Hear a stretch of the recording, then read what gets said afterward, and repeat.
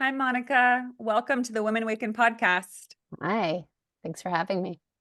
Very excited to have you on, Monica. You were kind enough to send me a copy of your book because you're an author. As you know, you're a four-time author, plus you've had quite a few books. I've authored 4 books and working on a 5th. And you do a few children's books, and then you also do some nonfiction books. And I received a copy of your book, Rethink Love: 3 Steps to Being the One, Attracting the One, and Becoming the One. Mhm. I love it. I have found it so helpful because it not only helps you when you're thinking about, okay, if I feel ready to find a partner, my soulmate, what can I do? It also addresses kind of aligning more with who you are, which is really the key to finding your true partner. Exactly. So becoming the one is I think the first step. And it's usually the step that most people miss because we were focused on external things and very specific goals, right? We go to school, we get educated, we go to hopefully the college, university of our choice, then we get our dream job, and then we find a partner. Unless you're really, really thoughtfully understanding the importance of self-interest and growth and knowing yourself and connecting to yourself and becoming emotionally intelligent, it's not something that's on that list, right? Then the next obvious step would be to find a partner, build a home, buy a house, have children, whatever the case may be. And then what? Then what usually happens is that people start to feel an itch. They're not so satisfied, they're not so comfortable. All the things that they have amassed and attained did not bring them the satisfaction they thought they would, or it's just not enough, right? So then people then go back to, how did I get here? What is it I want? Who even am I, right? So the first 8 chapters of Rethink Love is really dedicated, and it doesn't matter. It's obviously easier if you're at the beginning of, you haven't had a lot of serious relationships, or if you're younger. But even if you're married or you're widowed or you're divorced or whatever the case may be, any age, those steps actually need to go back to, because I even speak to people in their 70s and they are asking themselves those same questions, what do I want now? And how did I get here? And what was my life really about? So the first 8 chapters are really about the becoming of you, which incorporates, knowing who you are, knowing what you believe, identifying your belief systems, removing shame, blame, guilt. And it's all the things that I did before I found the one. And I intentionally did it because I was going through a very difficult time in my life. And I knew that the only way I could build a happy life for myself ultimately was to become that version of who I was looking for. And that's really interesting, Monica, because as your story is shared in the book, you met your now husband and got married pretty early. And most of us in our early 20s are not thinking about, who am I? How can I become the best version of myself? We might be confused. We might be asking, like, what do I want to do with my life? But not many people are going within and exploring, what do I really want for myself? Not what are the externals that I want to attain to feel like I have a identity. And it sounds like you did that. So what was it that brought that about at such a young age for you? Well, the truth is, it's human nature. It's one of our 7 hierarchy of needs, is to feel safe and secure, right? So that searching for that, that longing for that is very normal and natural. And it doesn't on some level make sense to say, wait a second, before I'm going to do that, I'm going to pause everything and I'm going to really explore self, right? For me, it wasn't really an option, and I'm so grateful for that now. But when I was 18, it started almost 17 really, but it became a full-blown eating disorder. I had anorexia at 18, and it lasted for about 5.5 years. And I, people talk about disordered eating. I can speak about anorexia specifically and more precisely. That disorder is really the lowest you get in terms of self-love. You dissect and ridicule and judge every aspect of your being, of your body. You're literally starving yourself, but ultimately you're starving for love, and you have a strong desire for control. So I understood on some level that that was obviously a recipe for disaster, but more than that, it took a while for me to see that I had a problem. one day, and I can tell you the story if you want, but one day I actually saw clearly for the first time, and I was shocked by what I actually looked like. I saw the skeletal version of me, not what I thought I saw every day, which was like, you know, a fat girl. That's really how I saw myself. And I was a size like double zero. And I started screaming. I was in shock. So once I realized that I was so far from where I wanted to be in terms of loving myself and hearing my voice and removing shame, I knew that I had a problem and I knew I needed to fix it. So no matter how lonely I was or how much I craved and desired love from somebody else, I knew that that wouldn't be fair to bring to somebody else. And I also knew that I would attract the wrong kind of person if I was looking for somebody while I was in that headspace. So for 5.5 years, I really did that hard work. I started journaling. I started to raise that small, shy, meek voice that was so inaudible because everybody else's opinions were much louder, right? And I started to hear it and I started to have conversations with myself. What is it that I really want? And then to dare to take action and do that. If you saw the 18-year-old version of me, she's unrecognizable. I mean, I found those journals, by the way, not too long ago. And I was so sad for her. I mean, I speak of that like in the third person because I don't even feel I'm not that person, right? And I was like, wow, look how you thought about yourself, you know? And I had a lot of compassion actually for her. So that was the beginning. So, and funnily enough, I met my to-be husband then, didn't recognize him at all as my future husband or soulmate. If God had come down and said, this is who you're going to marry, I would say, absolutely not. Because of where I was at, you know, I was only seeing things in the physical, you know, and with my five senses. And we're very different in the 1% world, but in the 99% world, as I say, is like everything you actually can't see or touch or feel, but it's what makes you kind and empathetic. And it's your belief systems and it's who you want to be in life, right? We are very much aligned. But once I got healthy, then I could actually see him. Thank you so much, Monica, for sharing that. And I'm so grateful and glad that you were able to move out of that space, of that deep imprisonment that is anorexia. I'm very familiar with it. My mom suffers from it, Oh, and wow. yeah, and she, Still? yeah. Wow, I'm so So sorry.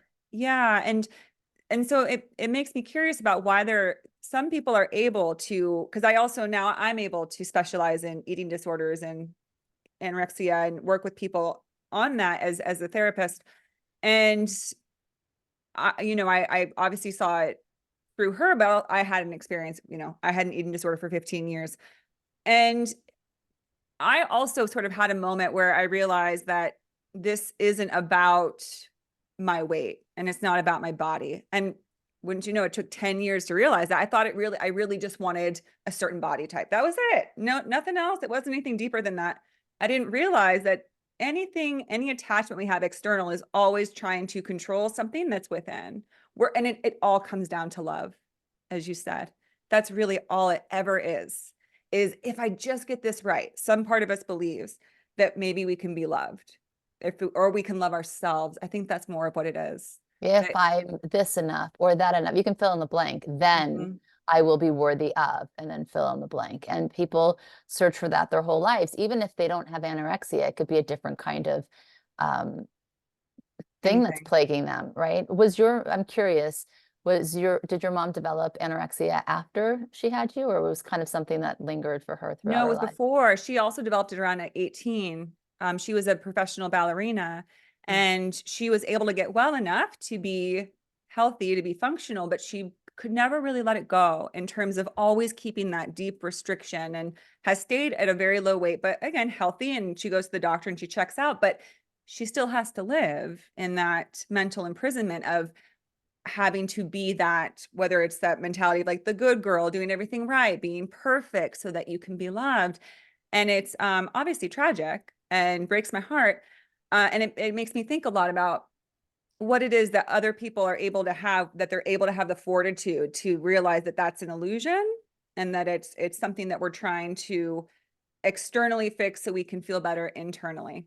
Well, let me share with you. I'll be more specific because Yeah. your story is inspiring me, and maybe I'm wrong, but it sounds like this brings you pain, like your relationship with your mom, or her relationship with food and how that affects your relationship as a mother and daughter. I have 4 kids, and I have 2 girls and 2 boys. And I always was very aware, because to be honest, if you've had anorexia and you are healthy and you can get healthy, there's still things that stay, like body dysmorphia. I mean, even to this day, if I look in the mirror, I can't see myself accurately. If I take a picture of myself in the mirror, I can see the picture and see what I look like, like those kinds of things. But I was always really aware not to have any, um, to really enjoy food and make it. And there's always something baked on our counter. There's always just to make food a healthy, normal experience as it should be, and that it sustains you. But it's genetic, and I can see which kids have the gene. Um, but again, there's not the triggers, because we have a healthy home, we have a healthy environment, we have a healthy community. I really tried to, because I understood what it is that created that for me to come alive, right, in me. And then I went back and looked at my family members, aunts and mothers, and then who in my family, right, had that. So what happened to me is that, and I was never somebody who was overweight. It was really, my friends were going away to university. My parents are Middle Eastern. They wanted me to stay at home till I got married. I felt very left behind. I felt very out of control. I felt very sad, coupled with all the other things that were going on in our home. My parents were fighting. My father lost his wealth. There were just so many things. And living in Beverly Hills, I didn't realize this till we moved to New York, but I remember my oldest was 14 at the time. And he said, and he saw that New York City is different. You see it like in a eclectic group of all kinds of people, all walks of life. He's like, I never realized how pretty people are in Beverly Hills. Because if you think about it, right, that is the environment for the most part. So there was that pressure too. I went to Beverly Hills High School. There's just a lot of pressure. I'm one of 3 sisters, to be perfect. So when I lost all the weight, and I was already thin, and then I lost weight on top of it, I didn't see it at first. And I just kept saying, and this is not even what we're going to talk. Do you want to talk about this? I know we're going to talk about love I and do. relationships, Yeah, but we have time. this is a big part of it. Yeah, and I And know that again, there's people, because this is Women Waken podcast. I mean, women and food issues are, they go way back, and they are commonly, a and, struggle. So I and think I it's don't think you can love yourself until you learn to accept yourself. So I do think yes. actually it's part and parcel of the same thing. But um, so and there were hints along the way, I think, that we all missed. There were warning signs, but then it became fully developed when everybody went away to school, and I stayed behind. And I remember we went back to New Orleans, which is where I grew up as a child, and it was something about seeing the life that we would have had, because again, everybody else in my family was kind of struggling. It was very dysfunctional environment at the time. And I'm being the middle child. Monica, fix it. Monica, fix it. Monica, fix it. Monica, help this. Monica, do that. And I was like, yes, yes, yes. And I remember it was the last night we were there, and we were eating dinner, and I just started mushing my food around. And this weird thought came like from behind me saying, oh, I never have to eat again. Yeah, that's what I'm going to do. And it wasn't even like, it was just I remember it. It's like almost came from behind me into me. And that was the beginning of it. So, I mean, that's fully when it started. So that went on for 2 years, where people were worried, people were talking and saying, no, I just lost a few pounds. Clearly that wasn't the case. And then that day that I told you about, the gift of sight, I saw. So what the decision I made, though, and I think far too often people don't do this, is that once the illusion was gone, the veil was lifted, and I actually saw what I physically looked like, I knew 2 things. I knew that that vision, what I saw, wouldn't stay. I would see the illusion again. I just had this awakening, which was really a gift from God. And the second thing that came to me and that I lived by is that I understand that we can live lies. We can lie to ourselves so completely that I can never fully trust anything absolutely, which is not a bad thing. It's actually quite a good thing, because then you're forced to push the envelope, question yourself, look at things from another angle. So I said to myself, when you lie to yourself tomorrow, you just can't believe it. And that was the beginning of my healing. So I didn't accept where I was as where I wanted to stay. I knew I was miserable, I was lonely, I was unhappy. And I knew that my desire to experience the life I came to live, which is one that does not include suffering. There are certain beliefs I came into the world with that I forgot, and then I found again when I found spirituality. I knew that I'm not meant to suffer, and this is not meant to be my life. So from that knowing, then I did the steps, and I chose health every day. I chose to become a different version of myself. Yes. Thank you.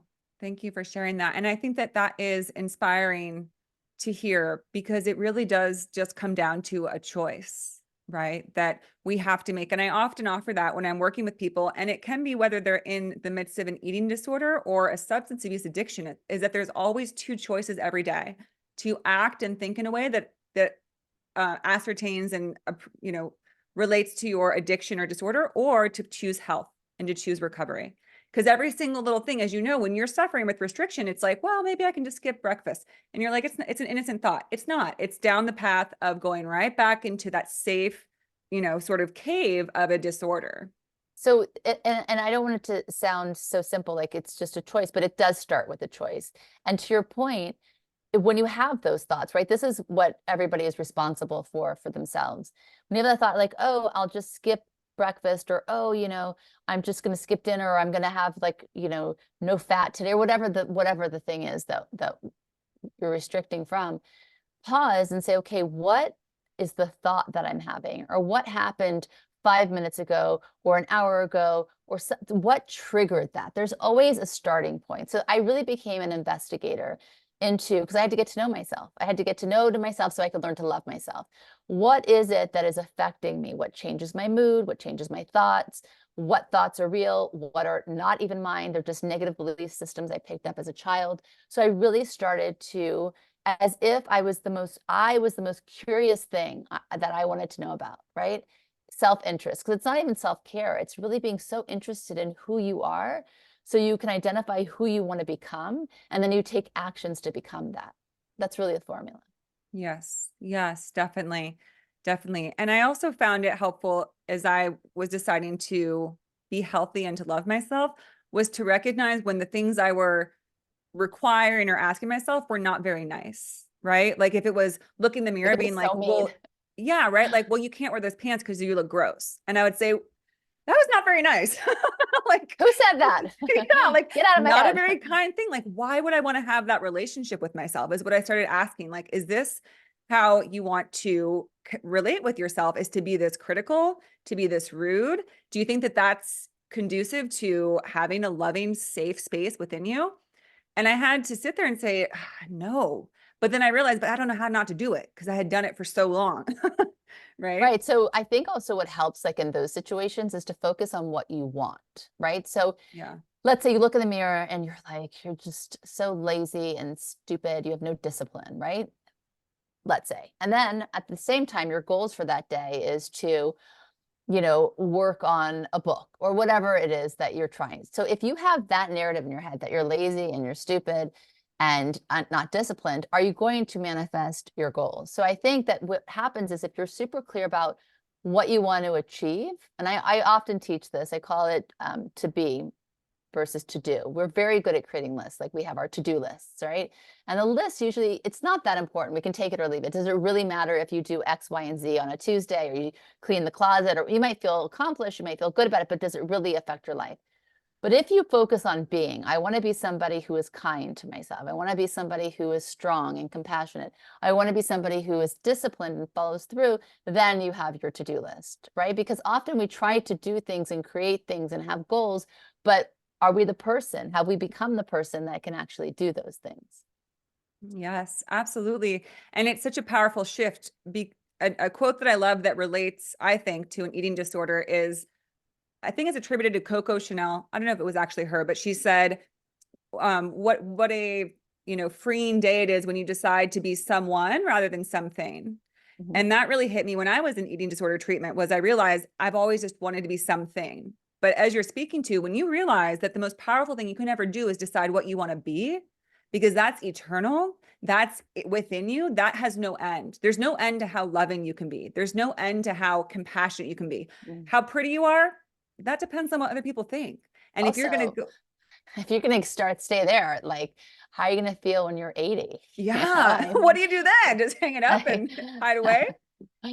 Not to say Yeah. people are not beautiful when they're older, but we will change, right? And if you're stuck on like Yeah. holding and preserving one part of yourself that you think is beautiful, and anything outside of that or that's changed from that perfect vision you have for yourself, you will be sorely disappointed.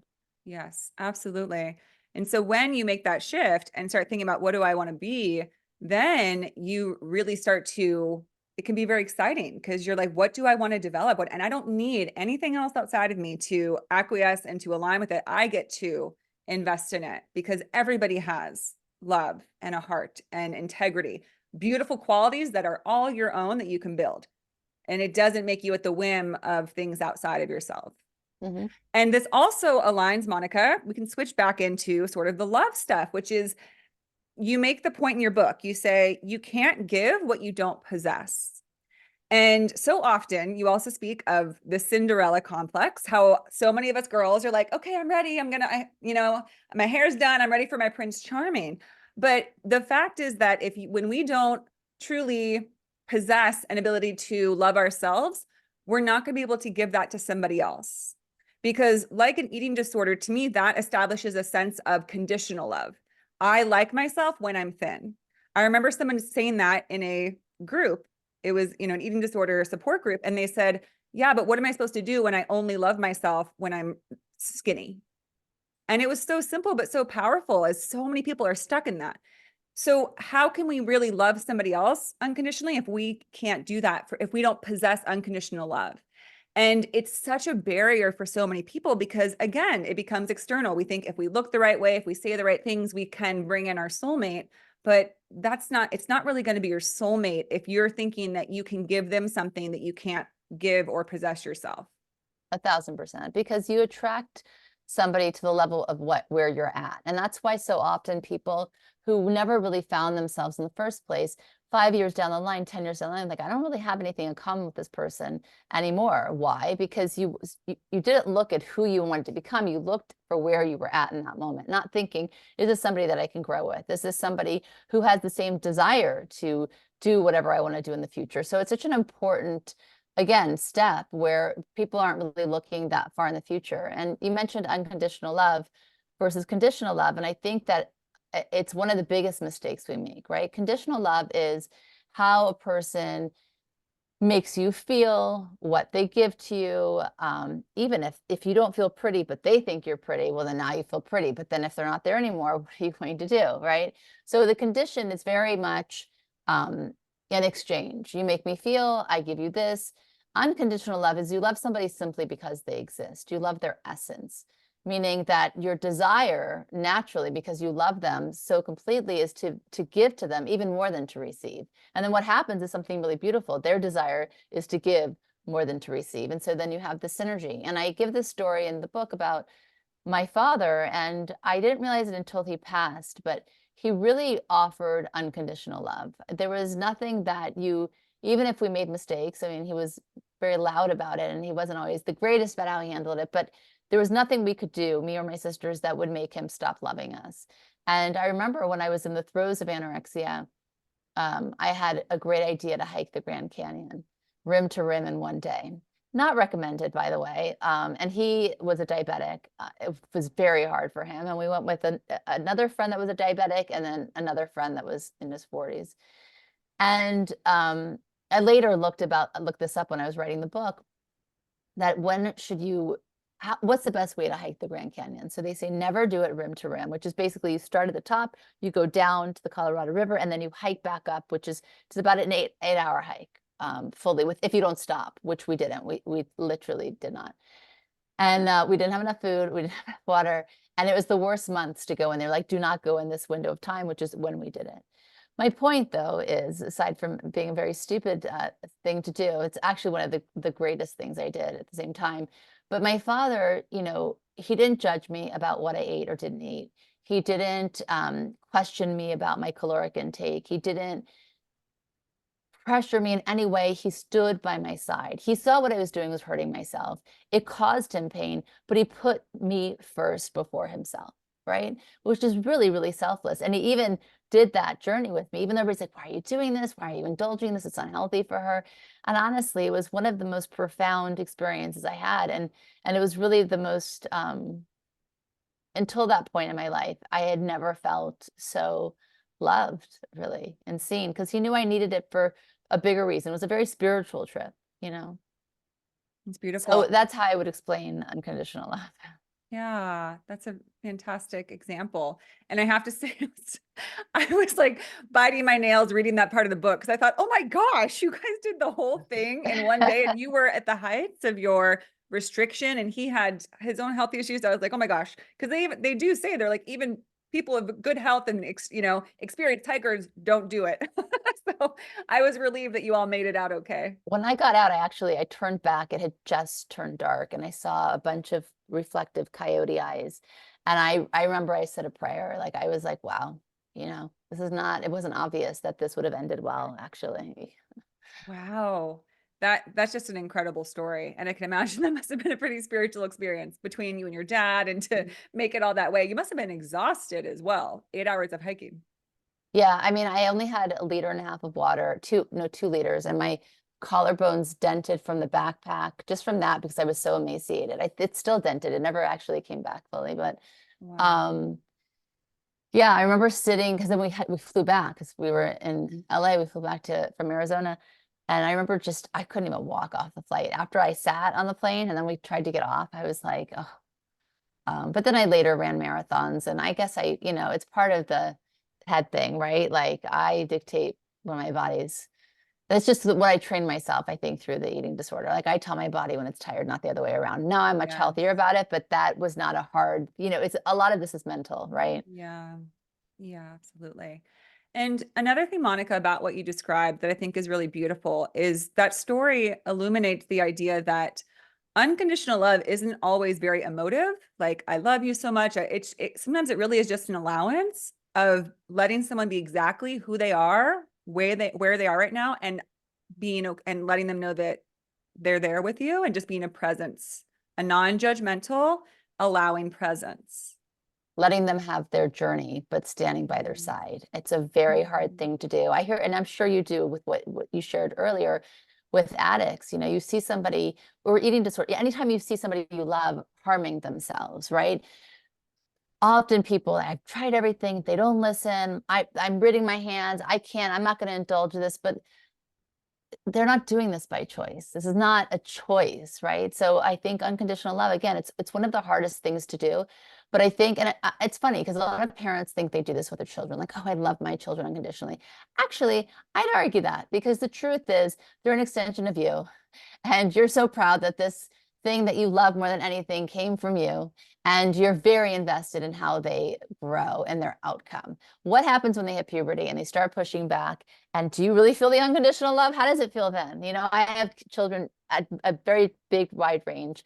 And I know all those stages, and unconditional love really, it's not even loving a child. You think you do, but when they start to go against what you want or what you think they should do, how unconditional is it then? So it's a really great thing to kind of check, I think, for all of your listeners, where are you and the most important relationships you have, especially with yourself, because unconditional doesn't allow for that mean voice, right? Of Mhm. the nasty self-talk we sometimes do. But how are you in all those relationships? Are you conditional or are you unconditional? And if you're conditional, I would challenge that. Yes.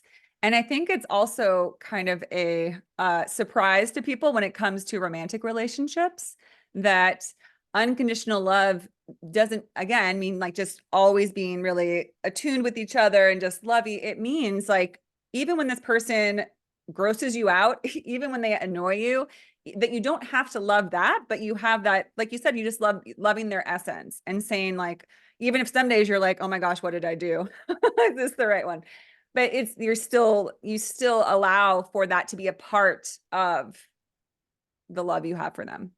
Well, it's interesting because to your point, I started teaching this a lot in the last year or two, is that the only real way to have lasting change in this area is first you have to accept all of your flaws, see all the things about yourself that you don't like, and love yourself anyway. You don't have to like those things, but only from love can you then create change. Mhm. Yes, yes, definitely. And that has been a big theme for me this year. This idea that even if there's stuff about you that you don't care for, that's okay. It's so I think that, and it kind of goes along with sort of that perfectionist, disordered eating mindset of if I don't like it, it's got to go. You become obsessed with fat. And like you said, you can be stick thin and still think this is It's wrong. never enough. It's never enough. Because And yeah, this part is still a little bit, it's just, it's at end. There's yeah. no winning that game. Yes. And the same goes with our internal world, which is our, you know, our feelings, which I want to get into another portion, maybe my favorite portion of your book align with this, but it's this like, oh gosh, you know, I think I'm actually a really selfish person, or I did this and it was really rude. And so I'm just a selfish, rude person. And I need to get rid of those things, get rid of them. You know, we wouldn't be here if we were perfect. If we were perfect, we'd be back, you know, up in the one, the whole. We have this human experience to experience what we would consider flaws and to learn to see that they're just a part of the whole as well, that they have their place too, and that we don't need to try and get rid of them. No, it's such a good point. And I want to challenge your listeners and you as well, because I think that often we think when we identify something, let's say that we perceive as negative about ourselves or a character flaw, sometimes we keep things alive that still aren't the best parts of ourselves. And we do this because we feel like we need to hold on to it for some reason. So let me explain. So if somebody feels like they're rude, right? And they sometimes get embarrassed about how they say things. Is it because they never had a voice and now the only way they know how to say something is by saying it forcefully because nobody ever listens to them, right? So often we create these different things and we keep them there because it's helping us with something else. So instead of judging, right? Oh my God, why am I so rude? So and so so much nicer. I want to be seen like that. Stop and say, okay, why did I behave that way on that specific day? What was it that I was trying to get across? And is there a better way to do it? So it's not that you're a rude person. It's that you chose to express yourself in a way that comes off rude. What are your other options, right? And it just changes the whole narrative. And then it makes it doable and possible. Then change makes sense. Change actually becomes quite easy because you're not trying to fight your nature. You're not trying to fight against who you are. You're reframing it and then you're softening it or you're changing it into something else, but you're understanding it. Yes. And that's very empowering. Yeah. Because then you're not feeling like a victim. You're not having that sense of shame, which again ties into one of my favorite chapters of your book is radical accountability. And you speak to, you call them the big three, Mm-hmm. the Yes. Shame. Go ahead. shame, blame, and guilt. Yes. Right. And I did an episode on shame. So I spoke to some of your passages and I love your description for it. Shame means we think there is something so awful about us that if other people discover it, we would no longer be worthy of a connection to them. This is a painful way to live. And that just struck me so much because I thought that's exactly it. You know, when we hold shame about who we think we are, that's we don't want people to see, that we feel like we can't change, it's so painful. And it can keep you in a feeling like you're almost not accountable because it's just there and there's nothing you can do about it and you get into victim mentality, which just is not a great place to be in. Well, shame makes people small Yeah. and it also keeps them stuck. So it's like, oh, don't see me. You're afraid to make a mistake and then you just don't even move. And those three were such big emotions for me. I really cycled among the three of them for the first part of my life. I was very much that person during the eating disorder. I mean, I felt that all the time. If I make a mistake, oh my God, I feel guilty. And if I ate that, I feel like just nonstop. And then I remember I got to a stage in my life where I was like, I'm never going to feel these emotions ever again. Because if something happens, I can learn from it. So there's no reason to blame, not myself, not anybody else. If I do something and I feel like I made a mistake, well, guess what? I can learn from it and I can do it differently next time. So there's no point to feel guilty about it because there's no growth or change in that. If I feel shame, well, then I'm not even allowing myself to be. I mean, honestly, once you love yourself enough, that one you just can't feel anymore because what are you ashamed of? You're a human being having human experiences. So all of these, honestly, it is very possible to live a life without ever feeling those emotions, 1,000%. I'm telling you, I was consumed by them. But it really is just you have to go step by step and not be afraid when you have these big feelings, not be afraid of like, oh my God, this is why am I feeling this, or I feel paralyzed by this feeling. Stop and be curious. Like I cannot say that enough. Be a detective, why am I feeling this? What options do I have to change? What is the emotion telling me? Because any emotion, positive and negative, are teaching us something, especially the negative ones. They are indicators of what we need to change or what we need to pay attention to. But so often they feel so painful, we either push them away, ignore them, run from them, or get overwhelmed by them. Instead, just pause and say, okay, I feel it. It's uncomfortable. You have my attention now. What do I want to do? Definitely being the curious observer, thinking, whoa, okay. Because here's what's interesting. And you also allude to this in the book, that it's one of those three is usually our go-to response to situations, right? Let's say somebody calls us out and says, hey, what were you thinking? You parked in front of me, you jerk.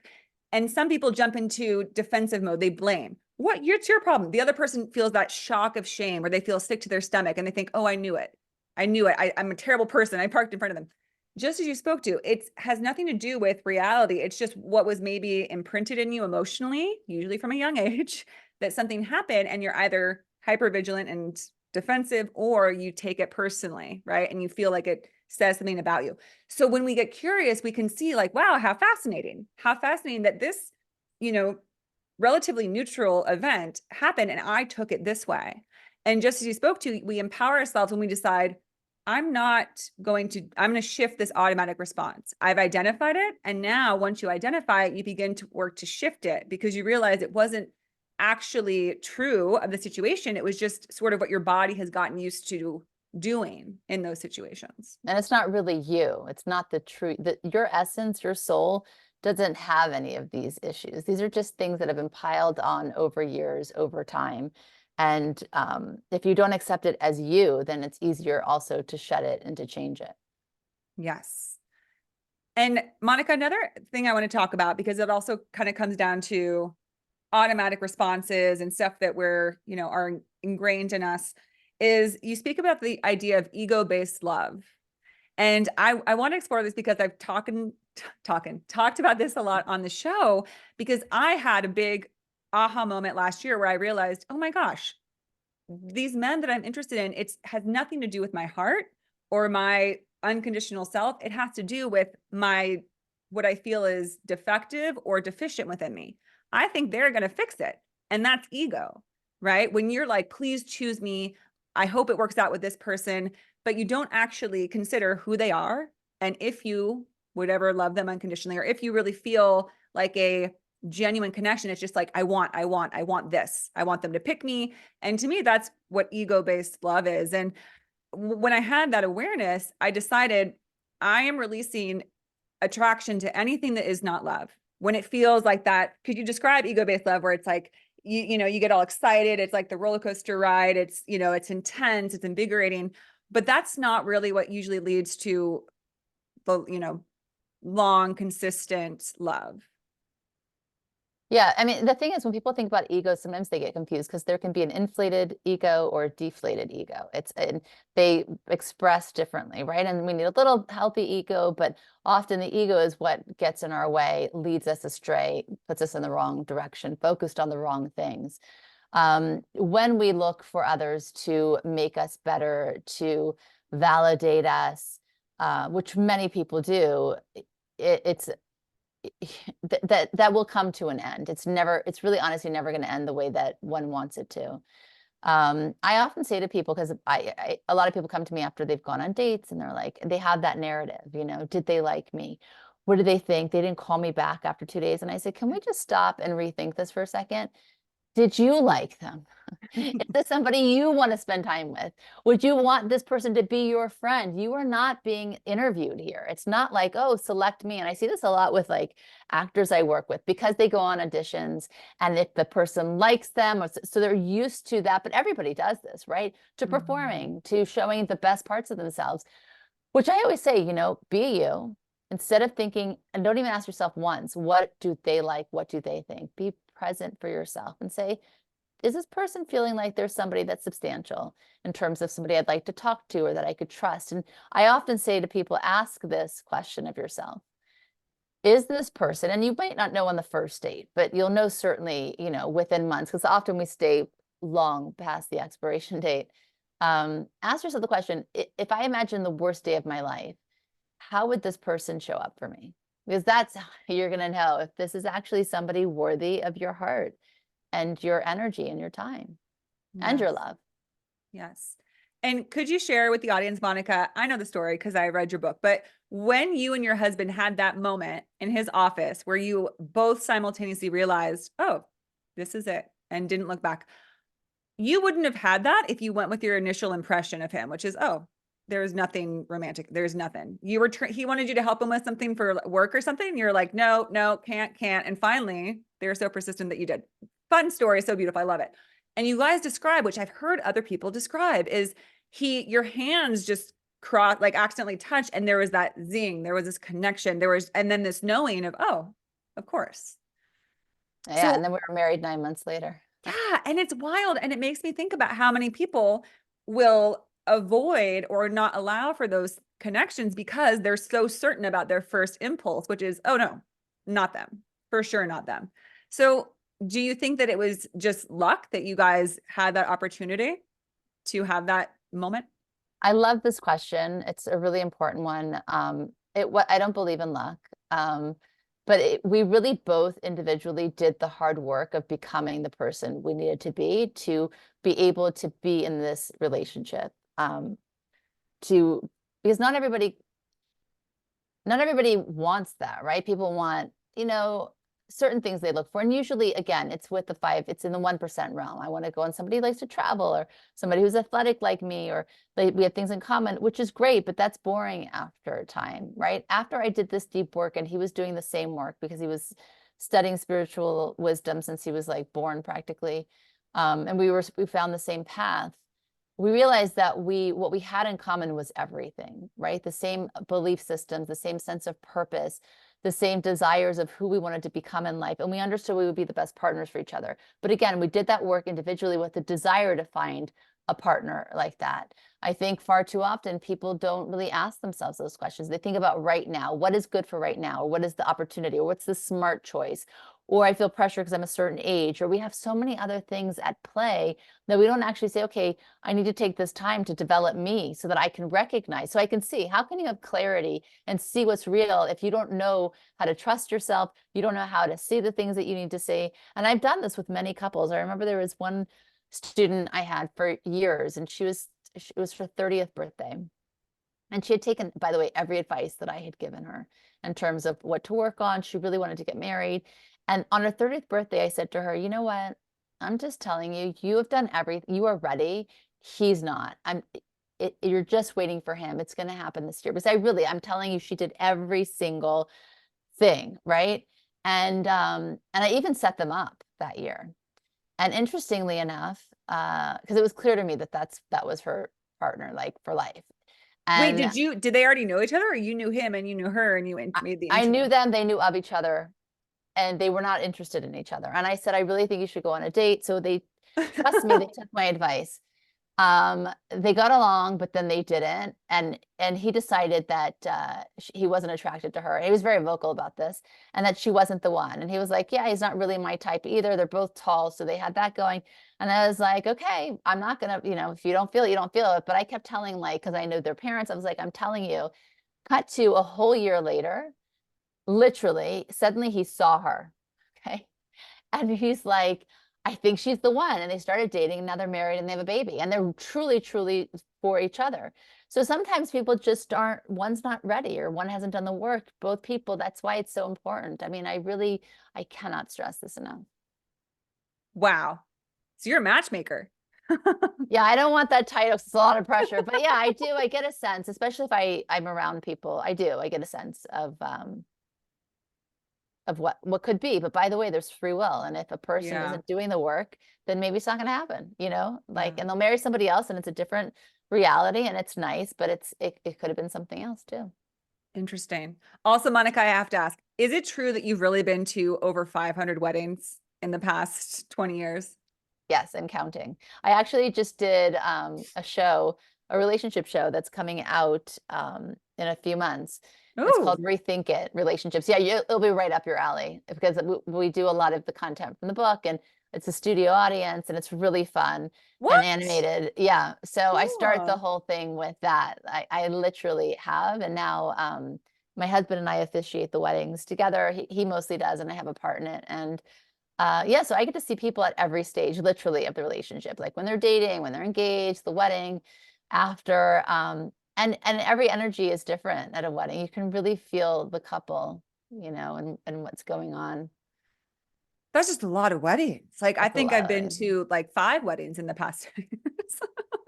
I know. I I love never, them. for me, it's so normal. So when I get asked the question, I was like, yeah. But then when I put it into context, like, well, yeah, most people have never the what, how many would most people go to, I guess, in a lifetime? I don't Like know. 10? 15, 20 in a lifetime, Like, maybe. That's just a lot. I was trying to do the math. I was like, how many weddings is that like a year? yeah.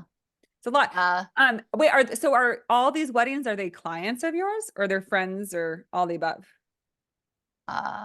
all of the above. Mostly, they are, yeah, they're students. And what is that? I think, I don't know. Zoom has been doing that lately. All of a sudden, it'll just like really? decide. Yeah, because we've said like no or this, but it just decided to respond. Sometimes it just balloons, hearts. Has an opinion. So yeah, we know them, but then we get to know them better and then ultimately become friends. But Ah. yeah. So I am a little curious. I don't think we've touched on how did you get into this line of work? Is it because you went through your own journey through, feeling so trapped in your eating disorder to that reclamation of yourself? And then so quickly meeting your husband, it probably just seemed like, wow, I've kind of cracked the case and I'd like to help others see this revelation that I had. I always had a desire to help people, always. It's very much who I am and what lights me up. Nothing makes me happier than to see people light up and things connect for them and change and grow. Like really, it's what I live for. Um, so I came into the world like that. And then I was that role in my family, but not in a healthy way. And then I found the spiritual wisdom of Kabbalah. And it was kind of like a rediscovery of things I already knew on a soul level. And I found that at such a young age that it changed the trajectory of my life. Like it really put me on a path of clear purpose, and of what I want to do. So yeah, I think I just always knew it. This gave me the way to do it. And I also am somebody who really likes to share experiences and what I go through. And I think that helps people, gives them permission to say, oh, wow, I can admit about my past too. And I can admit things that maybe I would have been ashamed about. And I too can change. Um, so everything, whenever I started to have like an awakening or learn something, I would write about it or I would speak about it or really just became so clear. Like that's what I meant to do. Well, I know there are a lot of people who are very grateful you decided to do it because it sounds like you've touched the lives of many people and really helped them in beautiful ways, which is such a blessing. And it sounds like you're truly doing your soul work in this lifetime when you're in alignment and able to help others and help them reach what their dreams are. Thank you. And I also, thanks for bringing up Kabbalah. That was something I wanted to say that I really appreciate about your book is that you share these various principles, which I wasn't very familiar with the Kabbalah teachings or concepts, and they're beautiful, and of course they're very akin to other things we hear because, so many of these ideas and philosophies they have the same little tenets, but they're expressed in different ways.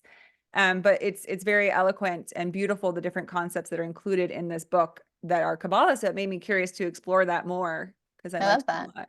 Yeah, Yeah. truth is truth, right? So, um, and for me, and the other thing I really do want to stress upon in relationships, it doesn't matter what religion you are, it doesn't matter what spirituality you practice, but I think to have a healthy relationship that is constantly growing and allows for the love to get deeper and stronger every year, there really does need to be a spirituality. Because if not, the ego takes control, and the ego is the third party in the room, and ego likes to be right, and ego causes separation. So that's why I felt it was really important for me to share my spiritual practice, but it could be any practice, but it's so important to have in a relationship. Yes. And speaking of, we can talk about your podcast, the Spiritually Hungry podcast, which I believe you do with your husband. Yes. Oh, what a treat. I would love to hear you two together now that I feel like I've heard so much about him. You should. It's funny because it's not a relationship podcast. However, a lot of the comments we get are, wow, it's so fun to hear you guys. We banter a lot. We laugh a lot. We challenge each other. And they said it's really great to hear and see a healthy relationship because a lot of people don't have that model. And that we talk about everything under the sun and many different topics, but that exchange is something that, from what we've been told, is refreshing for people and inspiring.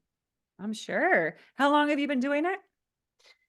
I want to say 3 years now, maybe two. It was a COVID project. Oh, a So COVID yeah, baby. yeah, exactly. I love it. Okay, so you have the show that you're going to start producing, the one that has a live audience, that's It's Rethink produced. Love. We're gonna release it in April or May, so Is soon. it like online or That's to TV? be determined, hopefully Okay. TV, but it will be out there. Rethink it, relationships. Yeah, I actually really would. I want you to reach out to me after you see it. I think you'll really, especially with everything you've shared, I think you'll really enjoy it. I'm sure. Our podcast, and then I have the our second children's book, The Tale of the Other Glove, coming out in the fall. Oh, what's that about? Is it just like a Mm. fun children's book, or are they woven into like your spiritual concepts? Well, everything is going to have a spiritual bend. It's not outright, and obviously it's a children's book. But I co-authored it with my youngest child, Abigail, and she's the Oh, narrator. So the first book is The Gift of Being Different, and it's about how our differences are actually our superpowers. And we just have to reframe and rethink how we feel about them and how we feel about being different. So it's a lot of like self-acceptance. Abigail has dyslexia, and at first she didn't want it, and then she changed it and how she saw it, and she got so excited about it. It changed the way that she feels about herself and the way she views life. So Tale of the Other Glove is about unhoused people. So each book is about something that's happening in the world or in ways that people are afflicted, and then the elevated spiritual way of thinking about it or reconsidering it. So it's about unhoused people, and it's the power of empathy and how we can all do more than we think we can. Even one person can make a difference. So it's Abigail's journey through New York City, where something happens with a glove and an unhoused person. And yeah, we're just gonna have to read it, find out what happened. exactly. How beautiful. Well, Monica, thank you so much for the work that you do. Thank you for putting these beautiful resources out into the world. I really can't recommend Rethink Love enough. I have to get your other books now because now I know I will love them. My listeners have heard of this book because, again, I've referenced it in several different episodes at this point since I first got Love it. that. So appreciate you so much. And congratulations on this amazing, and also, you're incredible to have had this lifetime that you have and to have that conviction and to make this shift and then to help so many people. So thank you and congratulations on this beautiful adventure of yours. Thank you so much. It's been fun talking to you. And if people would like to find you, learn more about you, if they want to get some of your books, listen to your podcast, where can they find you? My blog is rethinklife.today, and my social handles are Monica R. Berg 74. Perfect. All right, Monica. Well, this has been such a pleasure.